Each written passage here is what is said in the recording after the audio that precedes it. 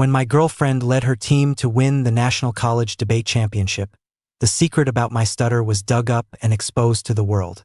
Her fanboys cornered me in the gym storage room, taunting me, saying I wasn't good enough for her.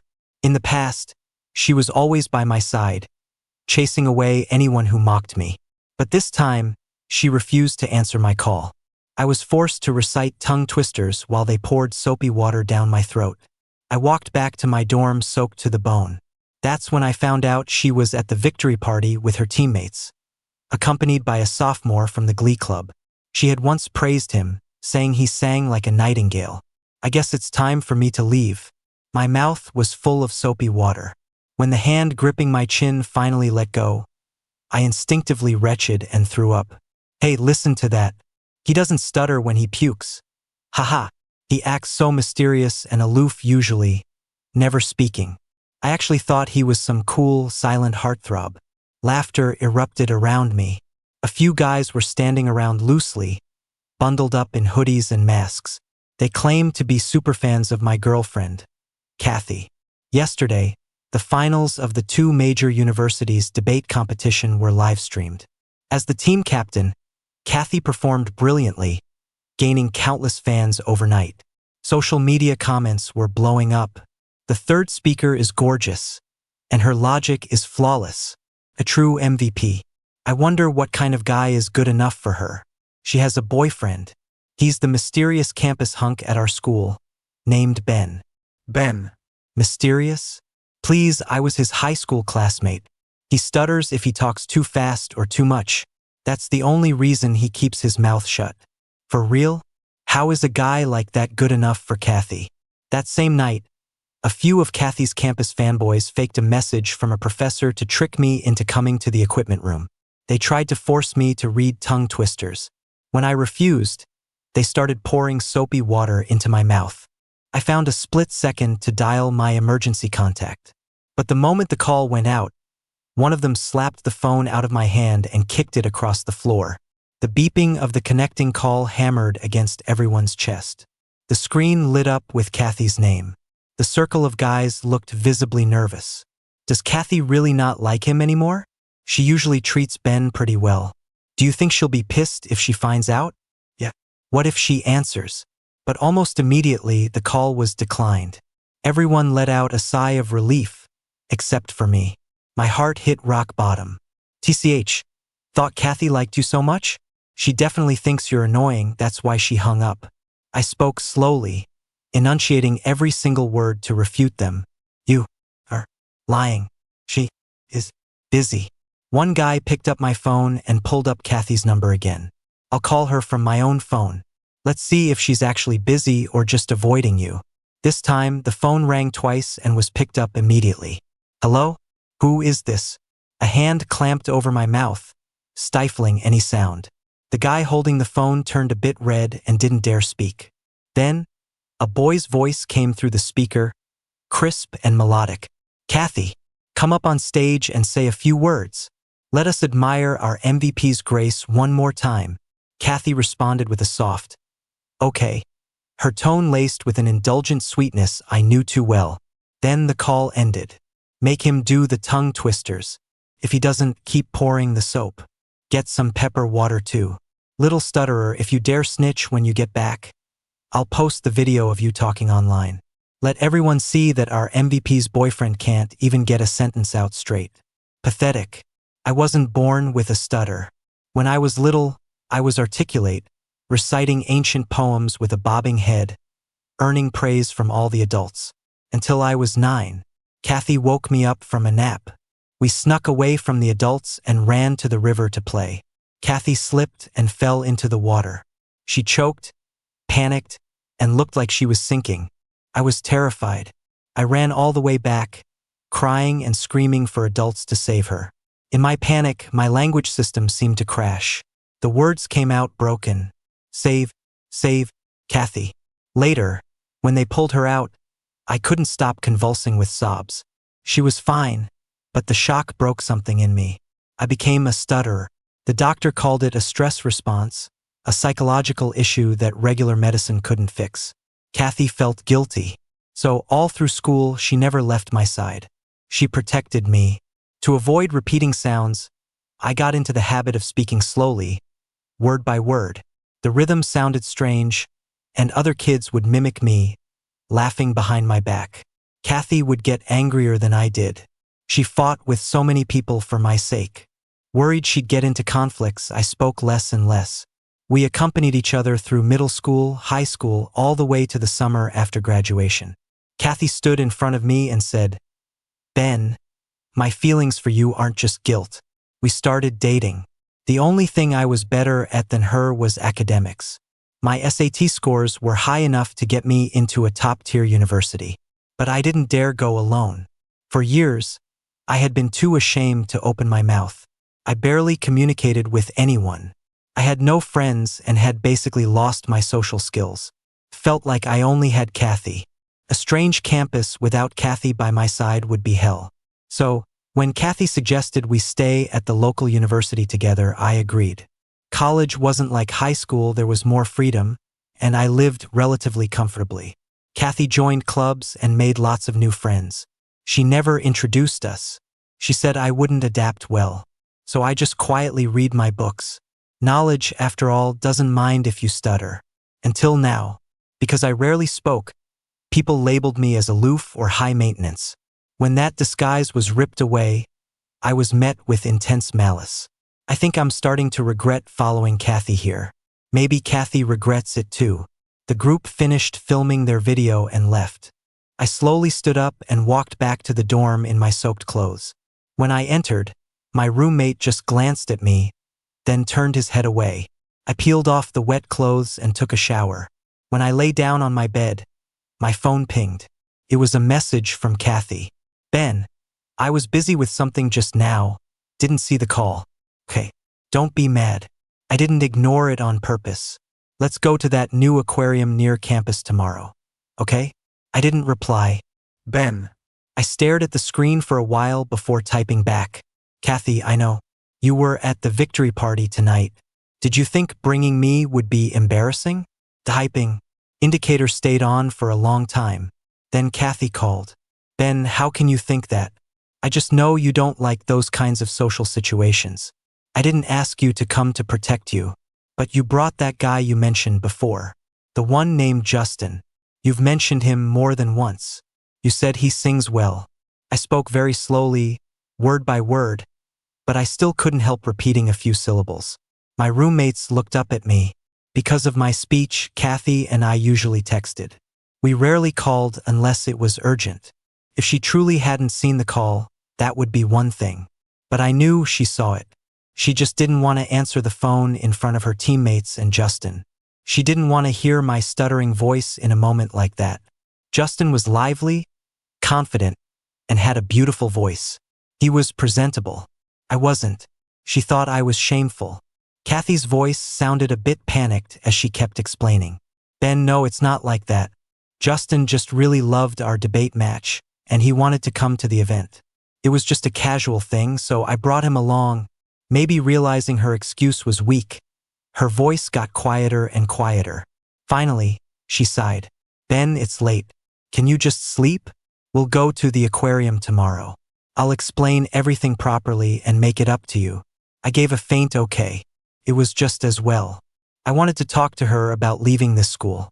Unfortunately, Kathy didn't show up the next day.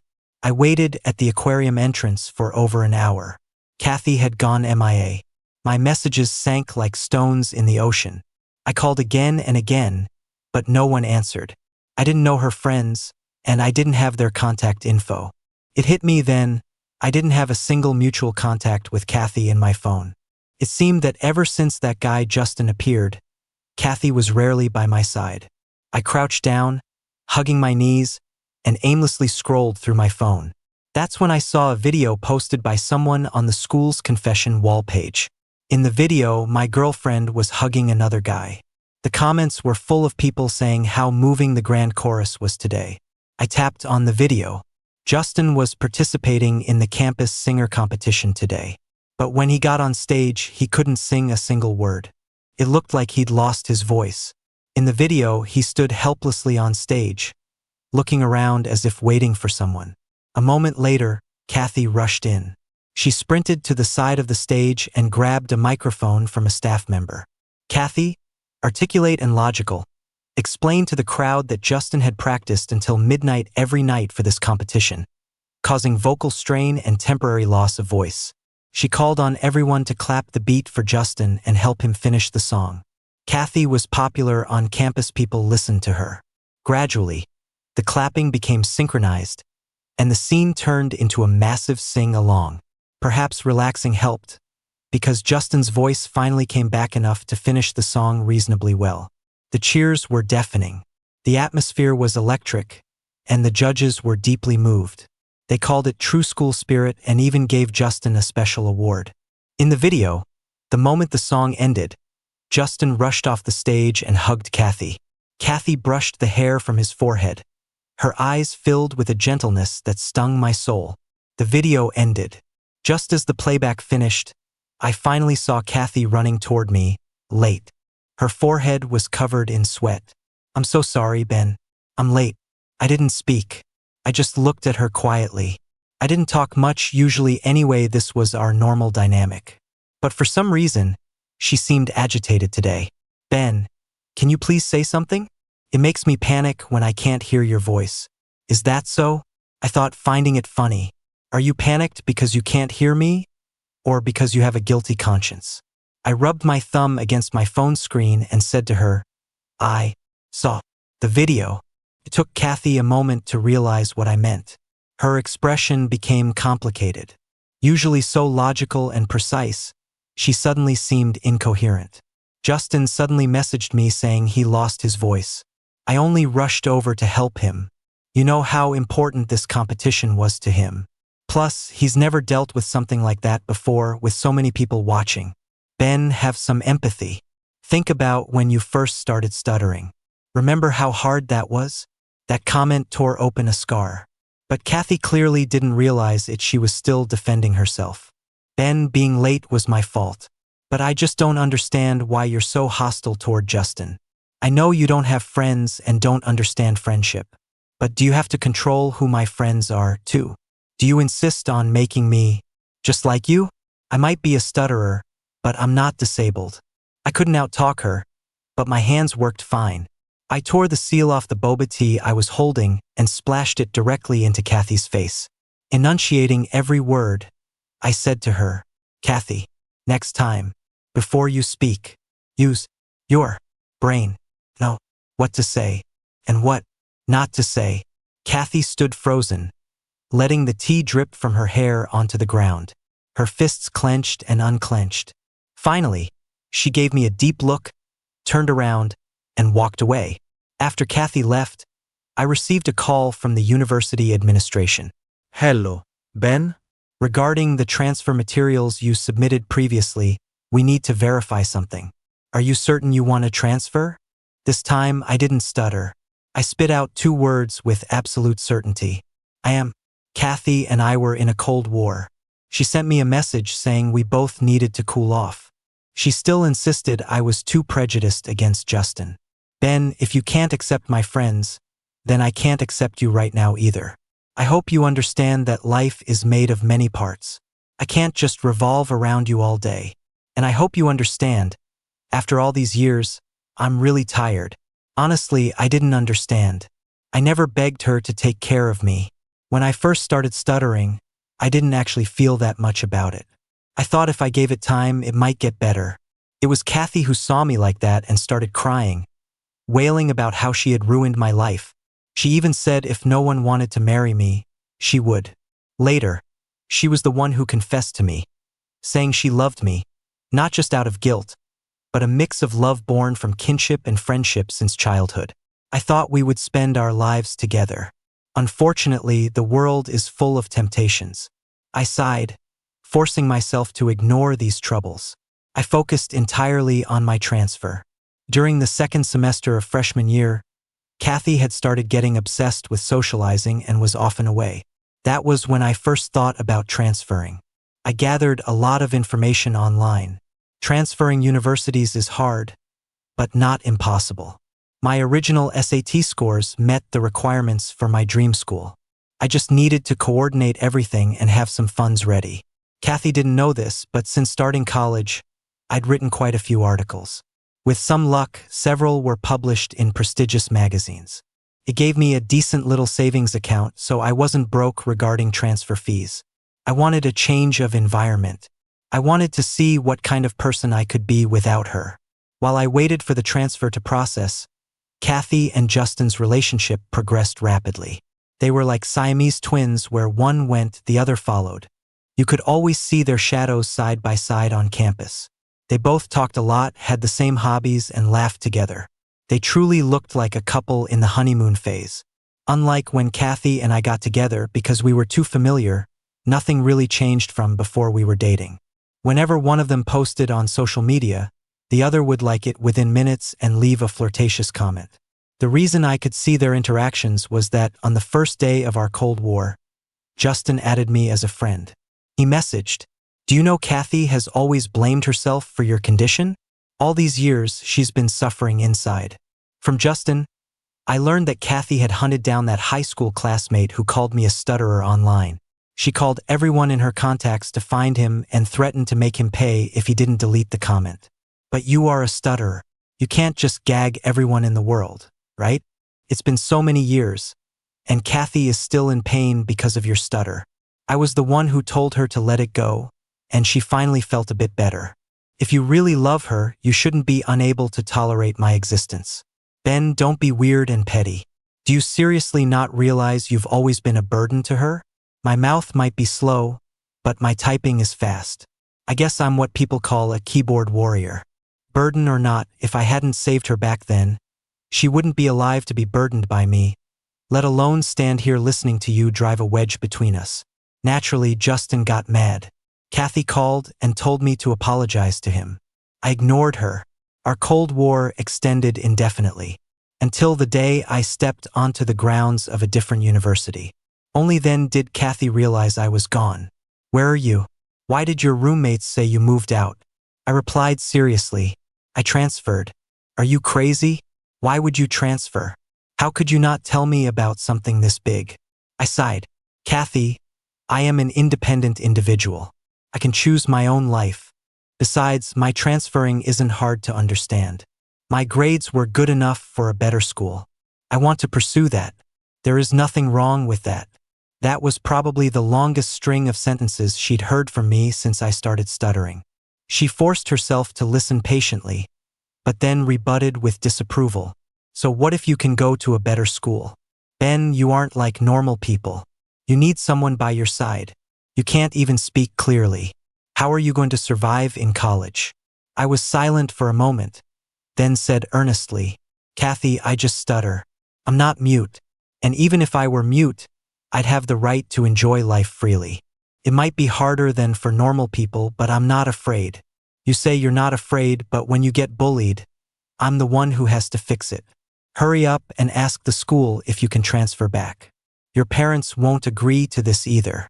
Ben, can you stop making people worry so much?" I interrupted her, complaining. "Kathy, I already told my parents. They support me." It was true. Since the stutter started, I communicated less with my parents too. Usually, they just looked at me with heartbreak, speaking cautiously to avoid triggering my sadness. When I applied for college and said I wanted to go to the same school as Kathy, they didn't object. But when I talked to my dad earlier, he told me, "Ben, your mom and I never dared to say what was best for you. When you chose to go with Kathy, we worried, what if she changed her mind? But we also worried, what if you went to a new school alone and got bullied without telling anyone? But no matter what, Mom and Dad support your decision. You didn't do anything wrong. You did a good thing. The stutter is just an illness, it's not your fault. Deciding to transfer makes us think you are very brave." Remembering my parents' words gave me the courage to debate the best debater. I pushed down the bitterness in my chest. My speech was slow, but my tone was firm. "I'm not afraid. Even if they laugh at me, I'm not afraid. I did nothing wrong. I shouldn't feel ashamed. Kathy, let's break up. I never blamed you for what happened, and you don't need to carry such a heavy burden. Maybe we both need to choose our own new lives."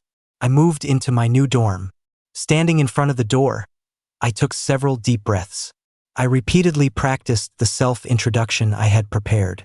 Just as I gathered the courage to knock, the door swung open. A guy holding a basketball looked up at me in surprise. Huh? New roommate? Then, from behind him, some unknown creature seemed to emit a high-pitched screech of excitement. Thump-thump sounds followed, like someone jumping from a bunk bed to the floor. Ah, finally, the professor said a handsome guy was coming. Quick, don't just stand there. Come in. Are you tired from the trip? Why didn't you tell us earlier? We could have come down to help with your luggage. I was ushered into the room, and the intro I'd rehearsed vanished from my mind. I just stuttered through a greeting. Hello, everyone. One roommate, clearly having no concept of personal space, patted my cheek. Damn, seriously handsome. I got even more nervous, and the stutter kicked in hard. I'm Ben. Anyway, I hope to get along with everyone. That's the handsome guy for you. Even his way of talking is unique. I like it. I'm Tank. You haven't eaten, right? There's a spicy hot pot place on the second floor of the cafeteria that is amazing. Tons of sesame sauce. Put your stuff down, let's go. Yeah, if you don't like hot pot, we have other recommendations. Our cafeteria is famous. After we eat, we can show you around campus. I looked at the eager faces of the boys in front of me and smiled slightly. It seemed my new life at the new school wasn't going to be as terrible as I imagined. Actually, it was going to be great. The day after I broke up with Kathy, she and Justin officially got together. Justin posted a photo on his socials. It was a picture of their shadows overlapping. The caption, "Want to be intertwined with you every moment." In the following days, Justin showed off their relationship constantly. When Justin sang, Kathy would be in the audience, clapping along with a look of pure adoration. When Kathy led her team in debates, Justin would dress up, eyes sparkling, cheering for her from the stands. In a post-match interview, the host asked Justin, "Your girlfriend is so good at debating. What happens if you argue? You'll never win." Just as Justin looked awkward, not knowing how to answer, Kathy walked over, interlaced her fingers with his, and took the microphone. There's no scenario where he can't win an argument because no matter who is wrong, I'll just unconditionally let him lecture me. They smiled at each other. To anyone watching, they looked like two people deeply in love. Justin clipped that interview and posted it to his social media. Overnight, the college couple's popularity skyrocketed. Striking while the iron was hot, Justin moved their sweet daily interactions from private posts to public platforms like TikTok. In a few days, they gained nearly 100,000 followers. Comments poured in. She's pretty, he's handsome, both talented. I ship it. Maybe because of the algorithm, Justin's new video, posted a minute ago, was pushed right to my feed. Unsurprisingly, it was more couple content. I casually opened the comments, expecting praise. But the top comment was about me. Didn't someone say Kathy's boyfriend was a stutterer before? What happened? Did she swap him out? I rubbed my finger over the screen. By the time I refreshed, the comment was gone. Justin had deleted it. I sighed and logged out of my social media accounts. I didn't want to pay attention to this anymore. I got up and went to the cafeteria with my roommates. I was adapting well to life at the new school. I proactively told my roommates about the childhood trauma that caused my stutter, saving Kathy. I had braced myself for mocking or pitiful looks. That's how people usually reacted. Result, they started worshiping me. Whoa, Ben, that means you're seriously kind-hearted. You were that desperate to save someone. Yeah, I gotta say, knowing the backstory makes hearing you talk sound kinda cool now. Because of their encouragement, I gradually became more confident. I talked and laughed more, and I called my parents more often. Life was getting better day by day, until I found out that the video of me being bullied had been uploaded to the internet. Kathy and Justin were getting famous. As couple influencers, they even landed a sponsorship for electric toothbrushes. I guess the guys who bullied me before couldn't stand it. They were jealous of me before, and now they were jealous of Justin. So, out of spite, they released the video. But they used a burner account, and they altered the audio so only my voice was recognizable. They cut out the bullying part, leaving only the segment where I called Kathy. In the video, you could clearly hear Kathy hanging up on me. But immediately after, she answered a call from a stranger's phone. Justin's voice is unique and easy to recognize. Their tone was intimate. Combined with their current status as a couple, it made people think. The account posted the video with a long caption accusing Justin of being a homewrecker who inserted himself between Kathy and me. That night was the victory party. Kathy brought Justin along and refused to answer Ben's call. As Ben's friends, we can't watch this anymore. We hope Justin has some shame and breaks up with Kathy. Kathy still had hype from her competition, and Justin was a micro-influencer. The video was immediately shared by tons of students. The situation escalated. Justin, who usually posted constantly, went silent. I was actually curious what they would do. Then I got a call from Kathy. She said, "Ben, can you post a video saying, 'That night at the party you asked me to bring Justin?'" The dorm was quiet. I heard my own voice. Should I? Why? Do you know how bad Justin's mental state is right now? And we technically got together after we broke up, so how is that cheating? Plus, your friends caused this mess. I didn't even know you hung out with such trashy people. You plotted with them to test me that night. I didn't explain my relationship with those bullies. Because while I was on the phone with Kathy, a familiar sound came from my room. It was the sound of me choking on soapy water, being grabbed by the hair, and forced to stutter. Tank was sitting next to me on his phone. When I looked over, he frantically tried to close the video. Realizing I'd already seen it, he stopped struggling and hugged me, his eyes red with anger and sympathy. His phone screen showed a trending hashtag. #KathyXBoyfriendBullied. Someone had uploaded the full video. Previously, while Kathy and Justin were scrambling to prove their innocence, the internet's focus had shifted. People questioned the first video. This looks edited. And doesn't Ben look weird? His clothes are soaking wet. Yeah, and what college students hang out in a gym storage room? Something's off. While they were suspicious, another account released the unedited footage. The uploader claimed to be a roommate of the bullies who couldn't stand them anymore. He said they bullied him too.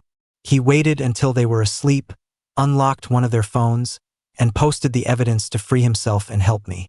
I don't have any followers, so I was scared no one would see it if I just posted about myself. So I posted Ben's video hoping the public would help me escape these guys too. I watched the video. My eyes were terrified. I was stuttering at a phone screen, reading tongue twisters they found online. Every time I read a line, they laughed. In the video, my eyes were red, my voice choking. But only I knew I wasn't crying because I was being bullied. I was crying because I had seen the future of my relationship with Kathy. I watched it twice. My roommates surrounded me, looking helpless. Tank finally took the phone away. I looked up, he was crying. "Ben, don't watch it. Who did this? We'll find them. How can people be this messed up?" Maybe Kathy saw the video too. The call I had hung up on rang again a while later. I didn't pick up. Then her messages flooded in. "Ben, please answer. I didn't know you were bullied that night. Why didn't you tell me? Is that why you transferred and broke up with me? Because you got bullied on my account? But you'll get bullied at the new school too. Come back, please. I promise I'll take care of you like before. No, I'll do even better." I muted her. I scrolled through the comments. Sympathy, mockery, anger, everything was there. I turned to my roommates. "I want to make a video." It was night, so the lighting wasn't great. My roommates hyped me up from the sidelines. We uploaded it immediately. Wearing a shirt my roommates dug through 4 closets to find, I smiled at the camera and spoke slowly. "I am Ben. I have had a stutter since I was 9. I don't think this is shameful. And I don't think I deserve to be bullied or mocked for it. On the contrary, I think the people who bullied me are the ones with the problem. They look like normal people on the outside, but their hearts are incomplete. They are rotting and foul. One look at their souls would make you sick. They are the ones who deserve the world's ridicule and contempt." The old me was afraid to speak, afraid to make friends. I took the malice others threw at me and accepted it as something I deserved. I was punishing myself for other people's mistakes. But now I understand. The world is big. It is your hearts that are small. I still spoke in broken segments, word by word. But so what? It's kind of unique, isn't it? That's just Ben's way of speaking. The video sparked a massive conversation. The hashtag the world is big your heart is small hit the trending list. Many influencers stood up to speak for me. People shared their own stories of being bullied. I got really fat as a kid because of hormone shots for an illness. I was bullied every day, called a pig. But I was just sick. My mom sold seafood. I always smelled like fish. They called me rotten jellyfish. Even the teacher laughed. I lost my legs in an accident. They called me half pint and said I wasn't even as tall as a pig. I decided that even if I was only half a person, I'd live better than those whole people. I taught myself dance. I bought my mom a house. I think I'm awesome. Ben, little bro, you're awesome too. Due to the public pressure, the school expelled the students who bullied me. After the storm settled a bit, Kathy and Justin's couple account updated again. Justin looked haggard, eyes red, looking very pitiful. First, he clarified the cheating allegations. When Kathy and I got together, they had already broken up. There was no affair. I saw Ben's video and I sympathized with him. Then, he pivoted to say I was destroying his relationship with Kathy. But that shouldn't be a reason for everyone to give him a free pass. Kathy finally moved on, but because of this bullying incident, she's been dragged back by the memories. Just because Ben saved her as a kid, does she have to owe him her entire life? Now my relationship with her is suffering. Because of her guilt toward Ben, she can't eat, and she even brought up breaking up with me. Shouldn't Ben feel guilty about that? This backfired. The internet roasted him. Bro, I get it, I'm a gaslighter too. Are you psycho? What guilt? You mean the guilt where she introduced you to her team while dating Ben, took you to the party, and ignored Ben's call because she was feeling guilty? Talk about biting the hand that feeds. If not for Ben, your girlfriend would be 6 feet under. The netizens were furious, but technically, there wasn't hard proof that Kathy was cheating with Justin while we were dating. Taking him to the party was a public event. Just then, my old roommate stepped up. I was Ben's roommate. Back when Ben and Kathy were still dating, I went to the track to work out and accidentally saw Justin kiss Kathy. She didn't push him away immediately. Also, I can confirm Ben came back soaked that night. It must have been the night of the bullying party. The internet exploded. It ended with Justin deleting his account. The brands they worked with issued statements distancing themselves, likely demanding compensation. Kathy kept calling me. I never answered. Later, I saw her at the gate of my new school. She looked worn out. Seeing me, her lips parted, but no words came out. I spoke first. Kathy, did you need something? She was silent for a moment, eyes tearing up. Ben, I was wrong. That night, I just wanted to walk him back to the dorm, but he started talking about his family trauma. I felt bad for him, so I walked with him on the track. When he kissed me, I did push him away. I waved my hand, signaling I didn't care. I tried to walk past her, but she grabbed my arm, her voice trembling. Ben, I used to think I had to stay by your side to protect you. I never thought the person hurting you most would be me. Those guys who bullied you, I found them one by one and reported them to the school. They're packing their bags now. Of course, Justin and I are facing disciplinary action too. I don't know if hearing that makes you happy. I shook my head and pulled my arm free. Kathy, happy or not, your affairs have nothing to do with me anymore. Kathy laughed self-deprecatingly. You're right. Your world is big. It was my heart that was too small. She tried one last time. Ben, are we really done? I know we can't go back to being lovers, but we're still family, aren't we? Kathy. I interrupted her. Do you know when I was most disappointed in you? Was it the day I was bullied and you hung up the phone? I shook my head. No, it wasn't the phone call. It was afterward. When you said if I didn't accept Justin, you wouldn't accept me. I know why you said that. It's because you thought I couldn't leave you. You relied on that to bully me. I watched Kathy's face turn pale. She stepped forward as if to stop me from saying the next sentence. But I said it anyway. Kathy, there is no going back. Not to romance, not to family, not to the friendship of our childhood. I finished the long string of sentences.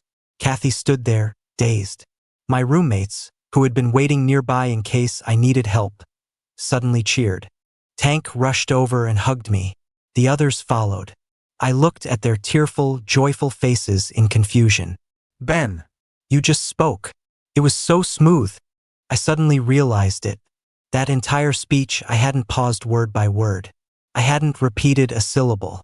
I smiled, relieved. I put my arms around my roommates, and we walked forward together into the evening breeze. For a moment, I felt like I was back in that summer when I was 9. I heard my own voice. He said, "Kathy, go on by yourself. I'm not going with you. Kathy, goodbye."